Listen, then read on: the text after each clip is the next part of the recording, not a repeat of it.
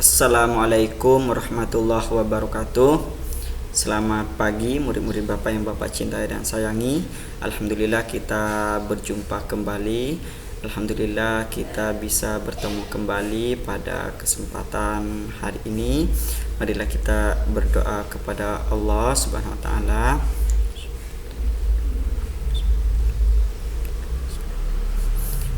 Mudah-mudahan Allah selalu memberikan keselamatan kepada kita, memberikan kesehatan kepada kita. Yang sakit semoga cepat diangkat penyakitnya, yang sehat semoga semakin sehat.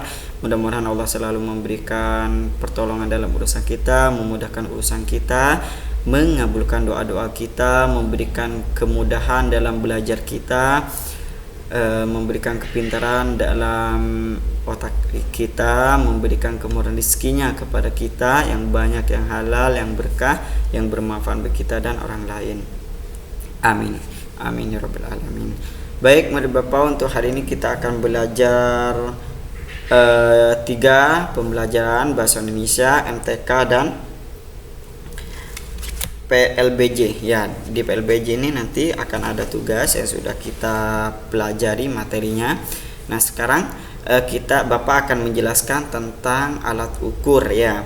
Nah, alat ukur ini yang digunakan dalam matematika, tapi ini masuk bahasa Indonesia ya, karena kita belajar tentang nama-namanya. Ya, alat ukur panjang yang akan kalian gunakan ketika kalian mengukur panjang itu salah satunya yang ada di lingkungan kita ya. Itu yang pertama itu penggaris. Penggaris kalian pasti tahu ya. Kemudian alat ukur seperti ini ya, alat ukur kayu, boleh disebut alat ukur kayu. Nah, kemudian ini juga sama, meteran ya, meteran kayu boleh. Nah, atau meteran jalan. Nah, untuk mengukur jalan. Kemudian ini ada meteran baju ya. Nah, ini alat ukur panjang gitu ya. Nah, kemudian yang mungkin yang kalian baru kenal ini ya, di buku paket kalian itu ada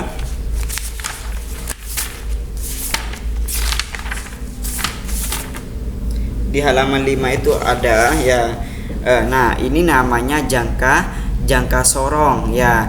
Jangka sorong itu untuk mengukur benda-benda yang berbentuknya kecil dan sembarang ya, bulat ataupun segitiga gitu, mengukur tinggi segitiga gitu ya. Nah, contohnya kalian punya kelereng ya, kelereng itu kecil, kemudian kalian ingin mengukur diameternya ya, panjang diameter kelerengnya gitu ya.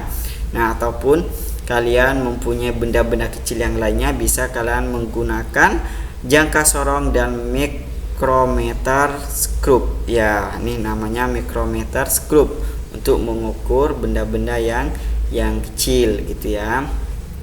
Kalau lingkaran semua kelereng kalian nggak mungkin menggunakan penggaris ya, atau uang logam gitu ya, yang gopean yang 500 rupiah nggak mungkin kalian menggunakan penggaris, nggak mungkin menggunakan meteran gitu ya. Pasti kalian yang dibutuhkan adalah jangka sorong ya, yang kalian lihat ketika kalian mengukur menggunakan jangka sorong atau micrometer scope. Yang dilihat adalah angka yang di sini ya.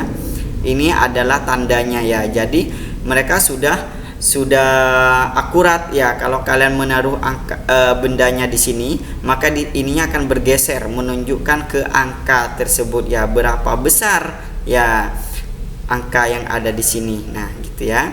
Oke. Seumpama kalian ingin mengukur jari-jari bola gitu ya, atau bola-bola yang kecil tuh, bola bekel ataupun bola kasti ya. Nah, kalian bisa menggunakan ini ya. Tapi bukan keliling ya.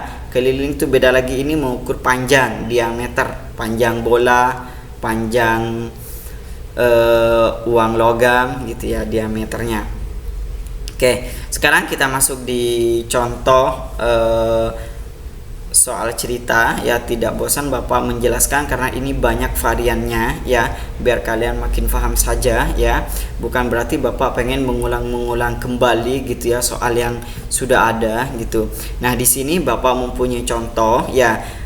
jarak dari rumah ke pasar gitu ya. Jika diilustrasikan dalam bentuk gambar seperti ini. Nah, di sini jarak dari rumah ke sekolah itu 6 km.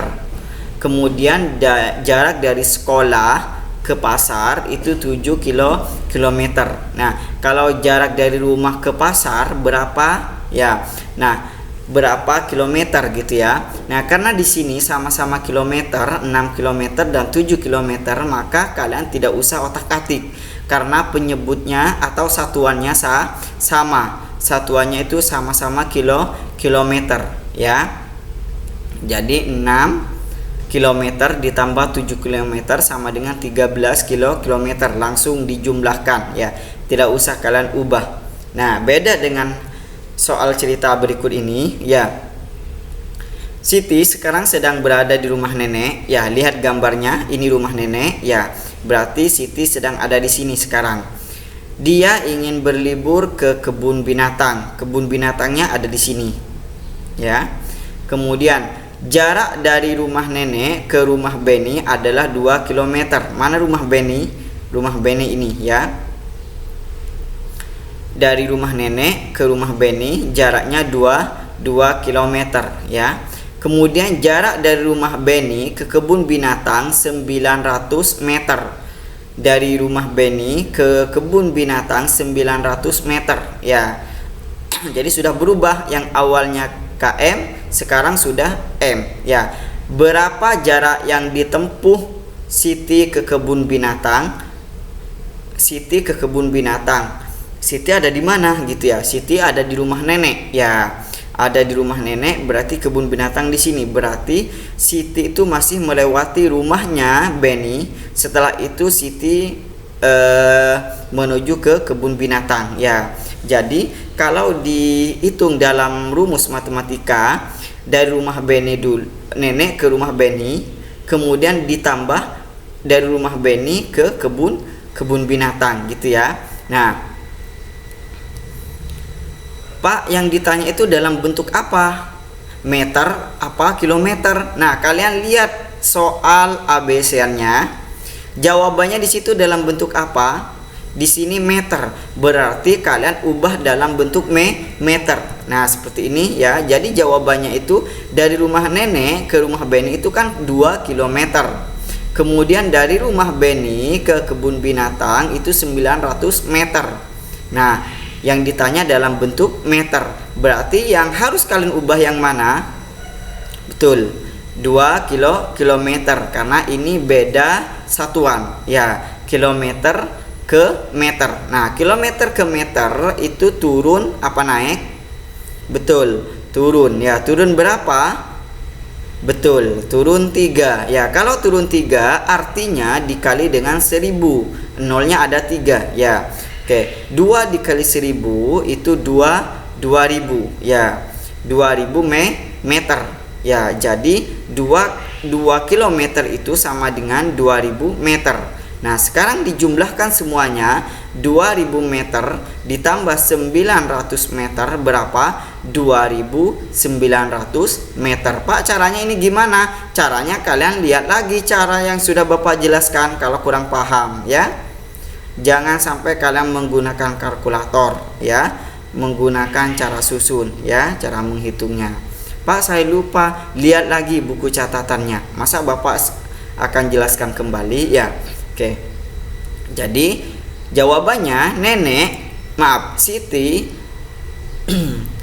pergi ke kebun binatang dengan menempuh jarak 2900 meter. Jawabannya yang A. Oke. Sekarang kita masuk di tugas PLBJ ya. PLBJ sekarang kita bab 5 di bab bukan bab 5. Di halaman 31 itu kemarin sudah Bapak memberikan sebuah materi wawancara terhadap orang tua kalian tentang asinan. Sekarang silakan kalian kerjakan tugas pengetahuan kalian di halaman 31 itu nomor 1 sampai 10 ya. Kerjakan di buku paket kalian. Setelah itu kalian boleh kirim ke Bapak ya. Oke, terima kasih atas perhatiannya. Mudah-mudahan kalian paham dengan apa yang Bapak sudah jelaskan. Wabillahi taufik wal hidayah. Wassalamualaikum warahmatullahi wabarakatuh.